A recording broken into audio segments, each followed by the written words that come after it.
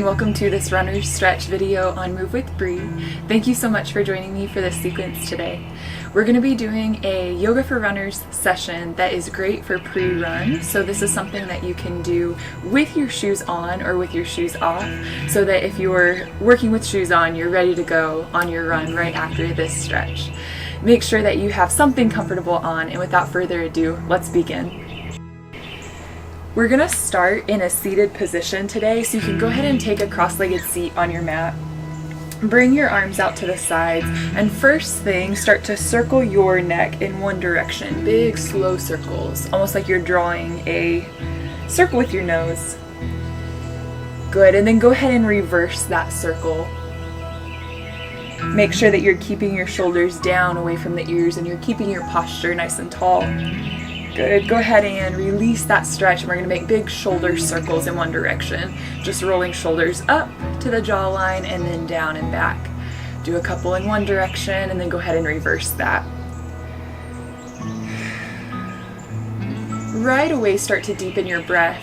We want to work with a deep breath rhythm when we're doing yoga and when we're running, so make sure you're starting to cultivate that now. We're going to take the arms out to a T, start to look left and right.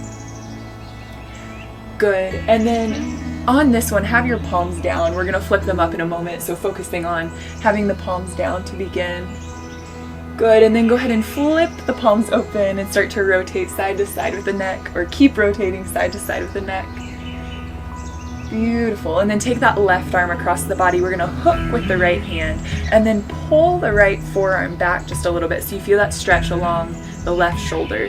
We're going to look towards the left shoulder or past that shoulder. And then release it, big open wingspan to trade sides. This time, right arm reaches across the body, left forearm and elbow hook. Pull gently back with that forearm and then look over your right shoulder.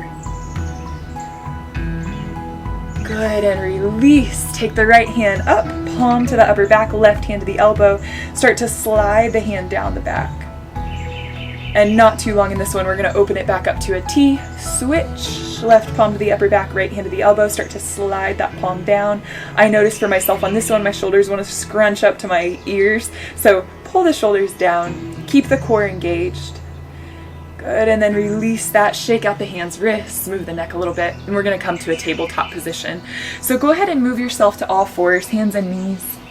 When you get to tabletop, press away from the ground. We will have the toes tucked under for this one. You're going to take the right leg straight back behind you and start to saw forward and back. So you're getting a nice stretch on your right calf, sole of the right foot. Good. And then trading sides, we'll set the right knee down, left leg goes straight back behind you. Start to saw forward and back.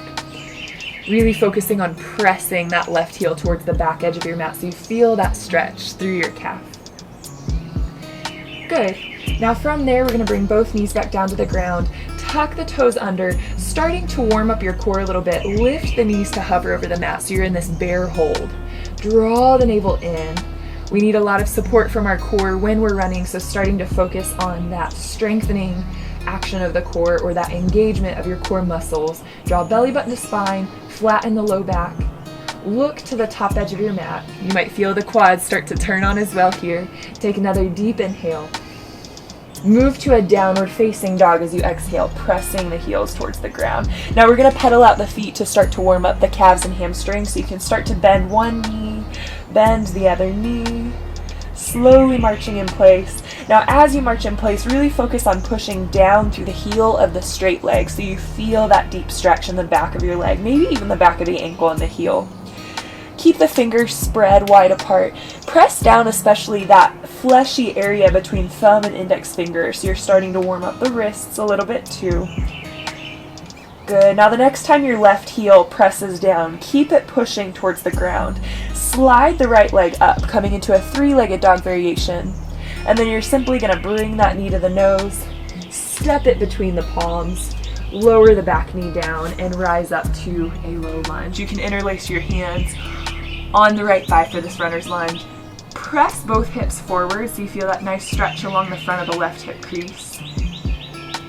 Good. Holding there, take a deep inhale through the nose. And we'll stay for a couple of breaths here. Exhale out. As you hold this lunge, press down through the top of the left foot, Even the left shin, so it's almost like you're trying to push the left shin to the floor. Good, another breath, big inhale. Long, steady exhale. We'll start to straighten out that right leg. On this one, we're gonna bring the hands down to the ground, or if you have yoga blocks that you can prop the hands up on for a little bit, if you're a little bit more tight in the right calf than you can, or right hamstrings. Now in this one, we wanna keep the left hip stacked over the left knee, so if you find that you're pulling the hips back a little bit further, you might scoot your right leg further forward so you can still have that stacking of left hip over left knee. Now we'll do a couple of pumps up and down, so as you inhale, lift the chest, lengthen forward. And as you exhale, bend the elbows, bow deeper forward. Let's do it again. Big inhale, lift and lengthen. And exhale, bend and bow. One more time, big inhale, lift and lengthen. Have length in the back of your neck as well. Bend the elbows and bow forward, so no craning of the neck here. Drop the forehead down. Good. And then re-bend that right knee. Tuck the left toes under. This time you're going to walk the right hand to the inside of the right foot. You're going to heel toe the right foot out to the outer edge of your mat so that you can place both palms flat in line with that right heel. Like we did earlier, you're going to saw forward and back on the ball of the left foot. So you're now really stretching out that left hip crease. Left hip flexor. Good. And you can set the left knee back down. We're going to untuck the toes. And this time, bring your right hand to the low back. Start to turn your chest and your belly button towards that right inner thigh. Now this might be enough for you if you are feeling quite stiff in the left hip flexor, the right back of the right hip. Stay where you're at. But if you can go a little bit deeper, bend the left knee more. Grab the outside edge of the foot and then just let the foot fall into the palm. Look up past the right shoulder. Good. We're going to have a big expression on the way out of this one, so you're going to circle that right arm forward and around. Slowly release that left foot. It's probably going to feel spring-loaded, so let it go slow. And then you're going to bring yourself back to center. That right foot will come to the middle of the hands. Tuck the left toes under to lift the knee. And we'll step right back to downward facing dog. Once again, pedal out your feet by bending one knee, bending the other knee. That slow march in place. Good, and then the next time your right heel pushes down, leave it down, slide the left leg up, big inhale through the nose. And then bend that knee, bring it forward towards the nose. I think I said towards the nose already. Bring it towards the nose now. Step it between the palms and lower the right knee down. Go ahead and rise up to your lunge. So you're going to take the hands to that left thigh, push down the left thigh. And you take several breaths here, so allow your hips, both hips, to sink forward together. There might be a tendency for your left hip to want to slide further forward. So try out bringing the right hip forward too, right next to that left hip, and then bringing both of them forward together for one more deep inhale. One more long exhale. Good, and if you have the back toes tucked, go ahead and untuck them. Straighten out that left leg, bring your hands down to frame the left foot. Once again, you might find that your hips are a little bit further back, in which case you can scoot your left foot forward. Try stacking the right hip over the right knee, and then we'll do a couple of pumps up and down as you inhale, straighten the elbows, lift the chest, and then exhale, bend the elbows and bow forward, nose towards the shin. Let's do two more. Big inhale, long steady exhale, bend the elbows, nose towards the knee. And then one more time, big inhale, lengthen the back of your neck too. And then exhale, re-bend, fold. Good. This time as you re-bend the left knee, you're going to have the hands frame the foot, tuck the right toes to lift the knee. And then we'll walk that left foot to the left. Left hand comes to the inside of the left foot. Remember in this one, palms are in line with that left heel. So if they're a little bit further forward next to the toes, scoot them back, or scoot your left leg further forward and start to rock forward and back on the ball of that right foot. Try to get as much length in your spine as you can, so there might be an urge to round the back here, but see if instead you can lengthen through the spine from tail to crown of the head, nice and long line. Good, and we'll set that right knee down on the ground. Left hand is going to circle around and you can land it on the low back. We'll start there with hand on the low back. Spin the gaze up towards the sky. Now, This side will feel different than the other one, so if it's feeling good to stay here for today, stay where you're at. Otherwise, bend that right knee deeper. Grab the outside edge of your foot, pinky toe edge side of the foot, and just let the foot fall into the palm. This is a very deep stretch on that quad, especially for runners. I know I started yoga because of running and definitely saw a big increase in my performance, but sometimes the quads and hamstrings just take a while to loosen up if you're a runner. So embrace that stretch. Take another inhale. Good. Exaggeration on the exhale. Circle that arm around. Slow release of the right toes to the floor. We're going to lift that knee, walk the left foot to the center, and then step it right on back to your downward facing dog. Start to pedal out your feet when you get there. Good. And then you're going to walk your feet slightly forward, very short stance in your down dog. Take your right hand to your left ankle. So opposite, right hand, left ankle. Pull a little bit, so maybe you even bend the elbow as you push the left hand down and the right foot down. Find that balance. And then release right hand to the ground, switch sides, left hand to the outside of the right ankle. That left heel wants to get a little bit light, but don't let it push the left heel down. Press all areas of the right hand down. Maybe bend the left elbow.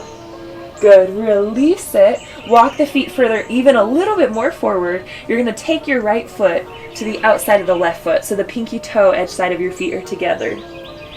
Good. You've crossed that right leg behind the left leg. Now you can grab opposite elbows and just hang the torso. Maybe dangle it a little bit side to side.